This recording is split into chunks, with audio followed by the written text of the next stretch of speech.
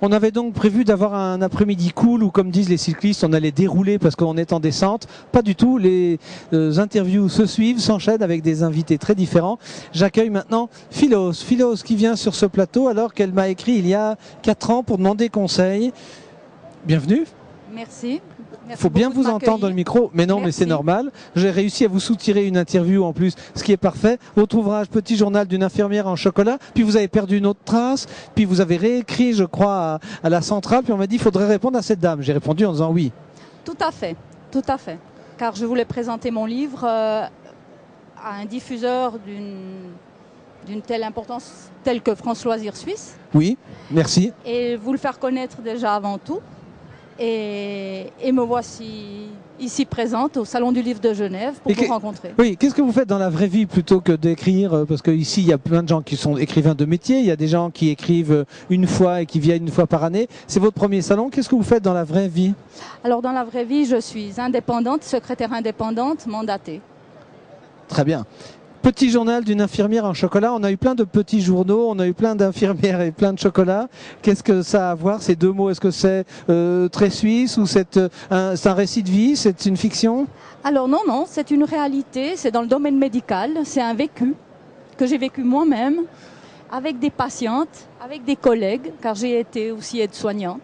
Voilà, on a reçu un aide-soignant qui est le poète Jean-David Christina et qui nourrit sa connaissance des hommes auprès des gens.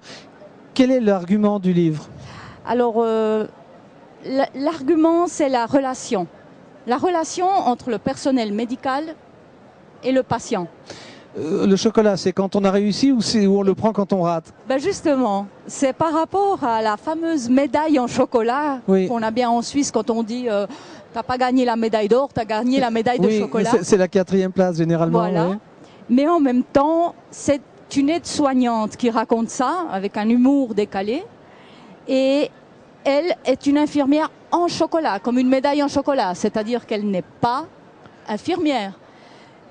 Mais si vous voulez, c'est une suite qui se donne automatiquement. Donc le livre... Il a quel âge le livre?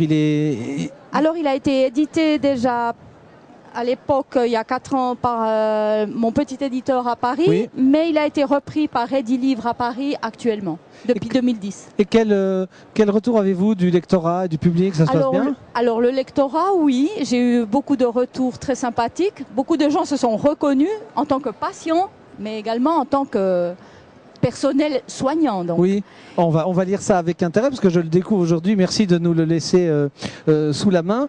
Qu'est-ce que vous retenez du Salon de Genève? Vous avez pris des contacts, de rencontrer des auteurs, rencontrer de potentiels partenaires dans l'impression? Alors oui, effectivement, je vais tout bientôt là, rencontrer quelqu'un dans la bande dessinée, car je suis en train de mettre en place un livre pour petits enfants, mais sous forme de bande dessinée, qui est un travail qui a été fait en collaboration avec mon fils. Ah voilà, c'est lui qui dessine ou c'est vous? C'est lui qui dessine. Ah, ça c'est... Et c'est moi qui écris les textes. Et il les dessine bien. Et il dessine toujours très bien. Bon, alors, Philos, ça c'est votre, qu'est-ce qu'on dit, nom de guerre, hein, pseudonyme, voilà. Petit journal d'une infirmière en chocolat, Edilivre, on va vous lire, on ne sait jamais, vous savez, il y a de temps à autre, et assez souvent, et de plus en plus souvent, des auteurs qui débarquent ici, ou des éditeurs, et puis 3 ans après, ils sont 5 auteurs, où la maison d'édition prend son envol. Ce n'est pas notre but, mais si on peut aider à faire diffuser le livre, et surtout à ce que les gens prennent le temps de lire, on en est très heureux.